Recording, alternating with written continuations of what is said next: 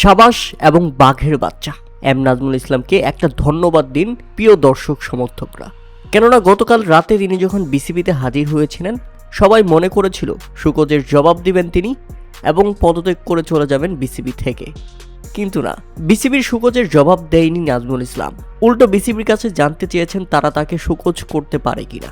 হ্যাঁ, একজন নির্বাচিত বিসিবি পরিচালক যাকে 5 বছরের জন্য নির্বাচিত করেছেন কাউন্সিলররা, যে কিনা 5 বছরের জন্য নির্বাচিত হয়েছেন ভোটের মাধ্যমে, তাকে বিসিবি সুকোজ করতে পারে না, তাকে বিসিবি সাসপেন্ড করতে পারে না, তাকে বিসিবি তার পদ থেকে সরিয়ে দিতে পারে না যদি সে নিজ ইচ্ছায় সরে না যান।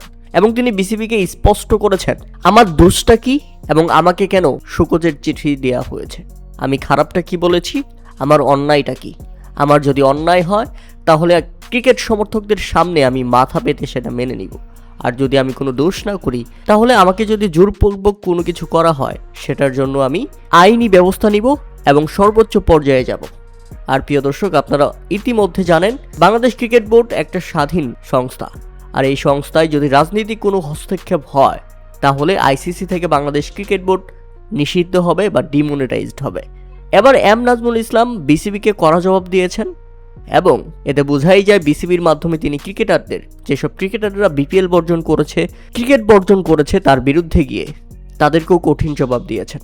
যদি তার বিরুদ্ধে পদত্যাগের ব্যবস্থা নেওয়া হয় তাহলে তিনি সর্বোচ্চ পর্যায়ে গিয়ে আইনিভাবেই এই ব্যাপারটা মোকাবেলা করবেন।